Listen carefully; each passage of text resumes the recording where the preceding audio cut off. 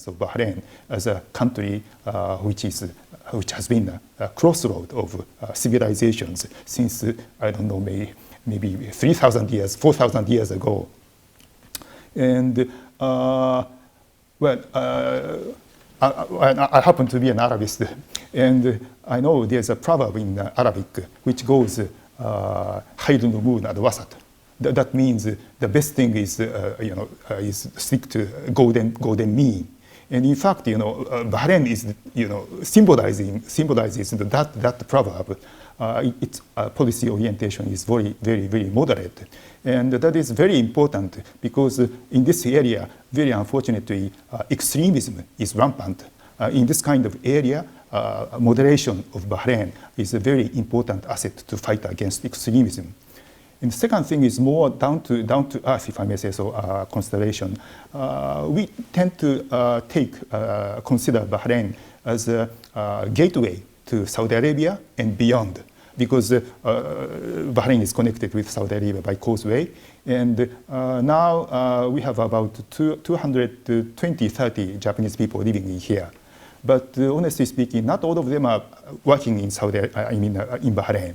Some of them are commuting to eastern province of Saudi Arabia to work there. But because the living condition here in Bahrain is better than Saudi Arabia, and we have now here in Japanese school. That's why Japanese families prefer living here and sending their children to Japanese school. And the miserable, if I may say so, miserable husband should commute to Saudi Arabia every day using causeway. As I said at the beginning, we attach very great importance to the peace and stability of this region, and particularly safety of navigation is very important for Japanese economy. That's why, as I said, we are participating since many years ago in the CTF-151 counter-piracy operation. And the headquarters of this operation is located in Bahrain.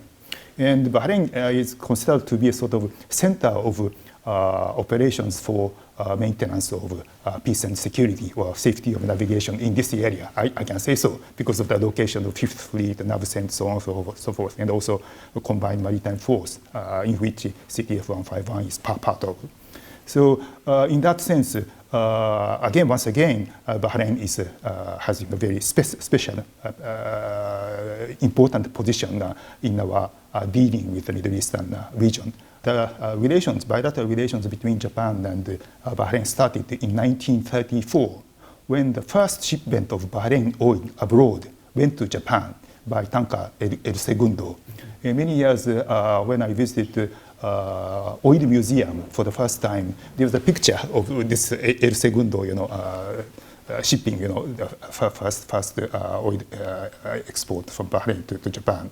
I visited GPIC recently. I was told that the first export of methanol from GPIC abroad, again, went to Japan in 1985. So in that way, we have long historic relations between Japan and Bahrain. I know that among youngsters, there is so keen interest learning Japanese language. When, in fact, before coming here, I was serving as Japanese ambassador to Sudan for 3.5 years. There too, there are many young Sudanese people who want to study Japanese language because they are very much interested in Japanese animation, what we call manga, and also Japanese video, the games. And here too in Bahrain, there are many young people who are very much interested in Japanese manga, animation, games, and Japanese pop culture. So I'm very happy that many young people want to study Japanese language. And in Bahrain at the moment, there's a Japanese language course at Bahrain University, and also the same teacher, teaching at Bahrain University, he's giving lessons in Japanese language outside Bahrain University as well. This year, we are very glad that we were able to resume the participation of Bahrain in Ship for World Youth Program after the interruption for three years. Now, 12 Bahraini students participating in that program. somewhere in between Japan and maybe on board of the ship. I don't know exactly where they are. But anyway, because of the participation of 12, those students, the total number of participants from Bahrain reached 150. That is the highest number among countries in this region, maybe all over the world, maybe. So in that way, this is also this program is also contributing a lot to cementing between Japanese people and Bahraini people. All those people, alumni of Ship for World Youth Program, as well as scholarship program, and when they come back to Bahrain, we consider them as Bahraini ambassador or Japanese ambassadors. I don't know in Bahrain. Next week, 26th of February, we are going to hold a concert of Japanese traditional musical instrument koto. We invite a koto player, Japanese koto player, and she's going to make a concert on 26th in Ibrahim Center. And also after that, this is not for public. I mean, open for all the public. But during the International Garden Show last year, we invited Japanese ikebana master. I mean, Japanese style, flower arrangement master. This year, we are going to invite Japanese tea ceremony master.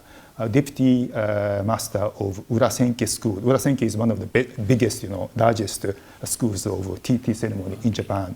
We are going to invite a deputy master of that school, and he's going to provide a demonstration of a demonstration for.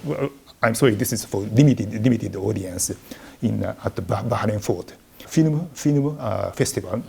And this time we brought 2 Japanese animation films. I hope Bahraini people will love it. It will be screened both March 8th and March 11th. On 12th of March, we are going to invite 2 performers from Japan for vaudeville theater performers.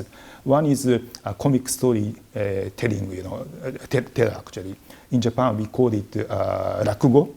Of course, in Japan, he tells comic story in Japanese, but of course here in Bahrain he tells that in English.